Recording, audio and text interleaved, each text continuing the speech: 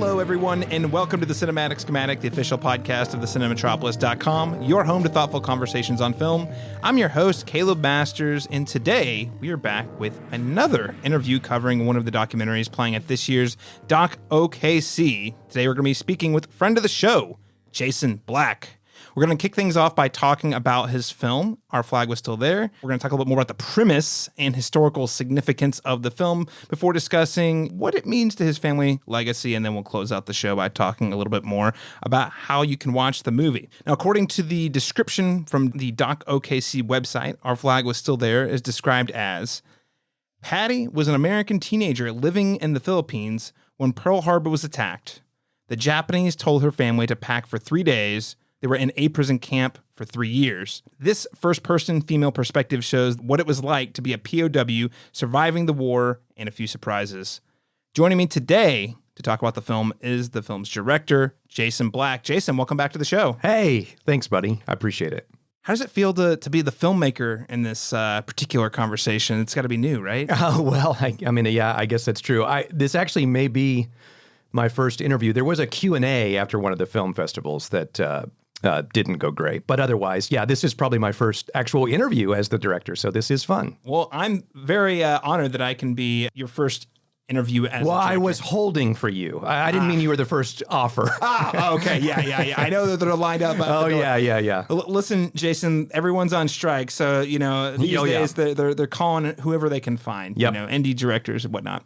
Listeners, before we get into today's conversation, I just wanted to note that if you're listening to the show and you enjoyed the conversation, please make sure to support us by subscribing and leaving us a rating and review on your preferred podcast app, most notably Apple Podcasts and Spotify. Doing so will help us get discovered by more listeners just like you. All right, Jason, you've been a film critic for a long time. You've been on this show reviewing, I always give you only the highest of brow films. Yeah, two Fast films, F9 and Fast X, and then, of course, Jurassic World Dominion. Oh, gosh. All winners. Yeah, only the best. But you've been doing this for a really long time, and I really just want to spend some time unpacking a little bit more about your journey and your relationship with film, but more importantly, what inspired you to step across the aisle in this instance to cut your teeth as a filmmaker? Well, I grew up with this story about my grandmother. It was, and maybe we didn't mention that. It's about Patty is my grandmother. And so, just hearing about her being a POW, hearing about World War II, almost every family get together, there's a, Thanksgiving, Nana, what did you have for Thanksgiving in 1943? Miraculously, she remembers everything. It's amazing. But I remember as a kid, that people would always say, this should be a book, this should be a movie, I can't believe you won't do something with it. And she just always kind of tossed it off. So in my mind, this story has always been destined to be a movie. And then I remember seeing, different World War II movies, most specifically Empire of the Sun, the Spielberg movie when I was a kid. And because I think I was probably around Christian Bale's age. I guess we could look that up. But anyway, we're about the same age. So, and I remember that movie and thinking like, gosh, Nana's story should be a movie. It's really amazing.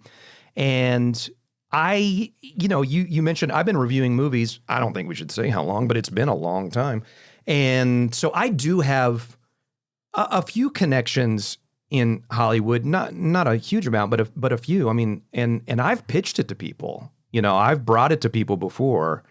And this has been featured in the Oklahoman, and I actually wrote an article about it in Distinctly Oklahoma, a defunct magazine.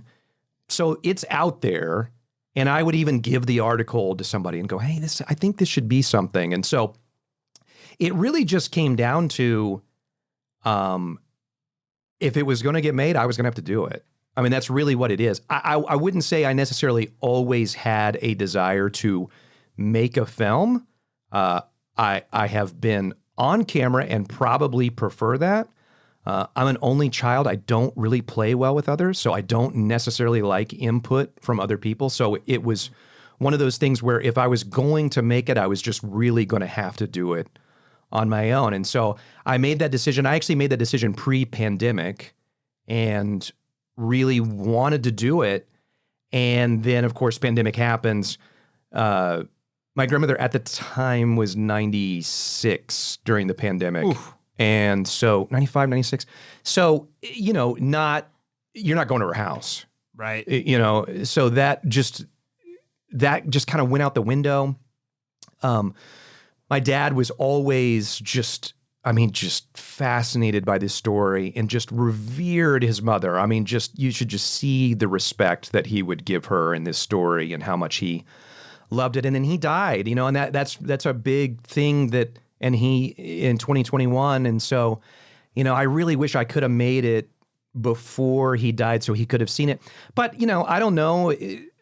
3 years ago, it might have been a different movie. You know, there's just been a lot that I've grown and learned. And so, like I said, I just had to make it on my own. So, I mean, it's literally, I did the research on Soderbergh shoots on that Filmic Pro app. Yeah.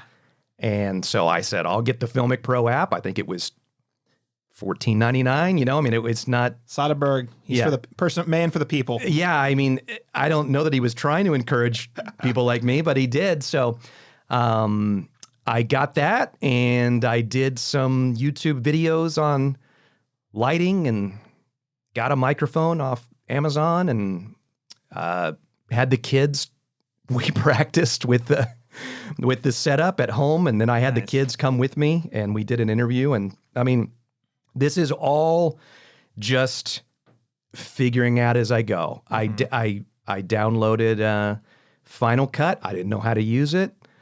So I would watch YouTube videos on how to edit, and I want to make this transition. How do I do that? And so I watched a video on Final Cut, and it would take me an hour and a half to figure out how to do it. And so that's it. So, I mean, it really sounds like you were so compelled by the story and the family history that you're like, someone's got to make a movie for this. And you wanted to make sure it was documented while your grandma was still alive. Yeah. Right? Yes. Condolences for the loss of your father during the pandemic. Were you worried about the loss of the family history there amidst the pandemic? Did that in any way sort of motivate you? No, it just coincidentally. Okay. Yeah, it was just and he didn't die of COVID. It was just coincidental. It was just one of those things where it put it on hold for a year, whereas if pandemic doesn't happen, I probably would have finished it and had it ready to go. And he would be in it. Mm. He would have been a great interview subject for it. But, you know, just not the way it worked out. Yeah. There's a lot to this story, and something you and I were talking about before we started recording.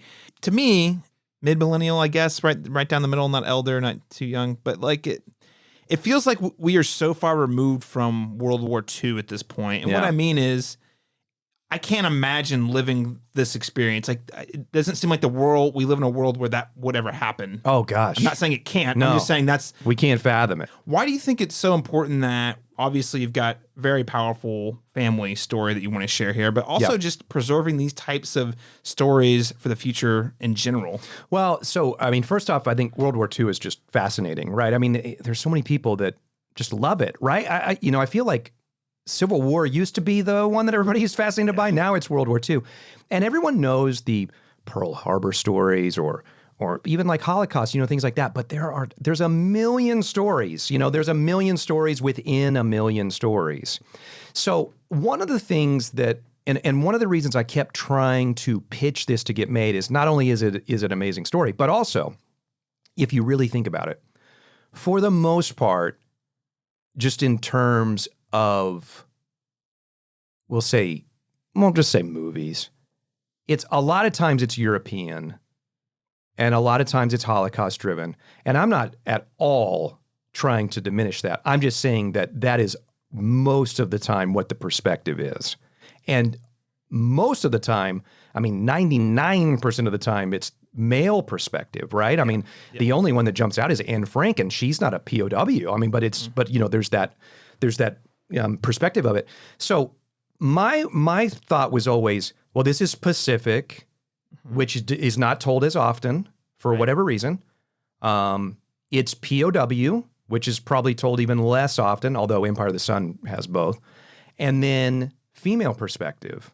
So we've got this, you know, this, not just this story, but these just silos that you can put this movie into that really just doesn't exist. So, and I'm lucky that I have this person, even at her age, that can tell this story. Mm-hmm. You talk about World War II, a lot of those people are gone. I mean, there's not many left, and they call it the greatest generation, but they're national treasures. I mean, you can't find many veterans anymore, let alone POWs.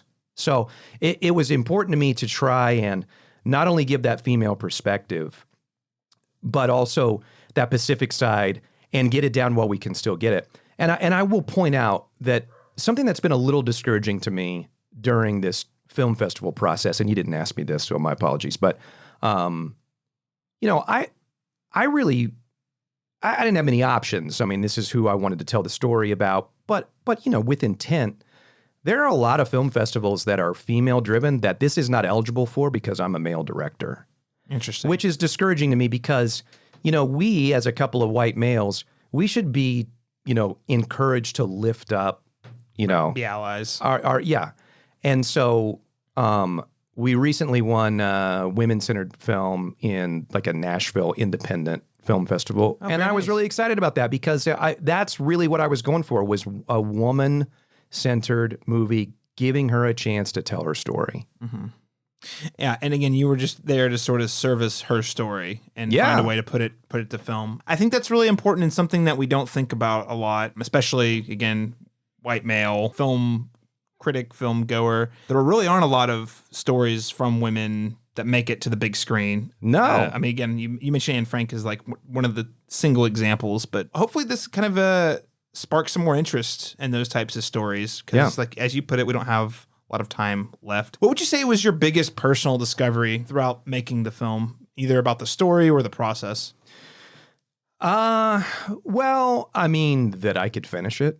You know, I mean, hey, listen, there were days where I was going, what am I doing? I don't know what I'm doing. And, you know, there is a little added pressure because that I'm giving to myself, but there's a lot of pressure too because it's your grandma. You don't want to screw it up. Mm-hmm. You know, I mean, I want to make a movie and I want to make it good and I want people to see it and I want them to enjoy it. And okay, great. But when it's your grandma, you're like, well, I mean, it has to be good. And you've got to be able to service her story well. And I just didn't want to be an embarrassment. And she's going to tell me it's good no matter what. But I didn't want to embarrass her or not do her story justice. So personal discovery for me was those days when I was sitting there editing going, what am I doing? I don't know what I'm doing. This doesn't look the way I want it to look. I can't get this dissolve to work. I mean, it's so stupid, but yeah, I mean, really finishing it. And I think the first interview we did was like January 18th, 2022. And the final edit was January 19th, 2023. But remember, I'm a dad. I've got a job. I'm married. So it's not like I was in the editing bay every day, but I'm just saying like it was a struggle to get it made. And you'll watch it and it's 13 minutes and you think like, how come that didn't take a half an hour? But it's not easy. Movies are hard. Movies are really hard. And I think it's just a testament to your commitment to the story and your willingness to learn new things that you can get it done. Because trying to learn like video editing on the fly, it's a very time consuming process, for example. And that's just the technical side of it. That's not even the storytelling that you demonstrate on the screen. Well, hey, I think it turned out really well. I think it's a powerful story, and I think it's, again, really admirable and hopefully inspirational that you're able to preserve this and put it out there. And I'd love to see more film festivals, much like DocOKC, putting it out as part of the festival programming. What takeaways do you hope listeners have after completing Our Flag Was Still There? If you want to see something made, and it's not a movie, it's whatever it is, make it. I'm older than you, but I hear this all the time. People say like, gosh, if we had phones when we were kids, or if we had this kind of editing software, I mean, you literally could just make a movie. I don't even mean shoot it on your phone. You can edit it on your phone. You can put music to it. You can do anything you want. It's so easy now to just make stuff that hopefully people see this and I hope they think it's good. But in a weird way, I hope there's a backhanded compliment too, to go, well, I mean, if this guy can make it, I could probably make something too, because, I'm not saying it's easy, but there are people way more talented than I am that could probably have an easier time doing something. But there's stories everywhere. Your family has stories, your friends have stories. There's stories all around us. And in this day and age with the technology and the things that we have access to, I mean, even just this show, this show couldn't have existed when I was a kid. Yep. You couldn't have a microphone in your house and a recording device and people are actually going to listen to it.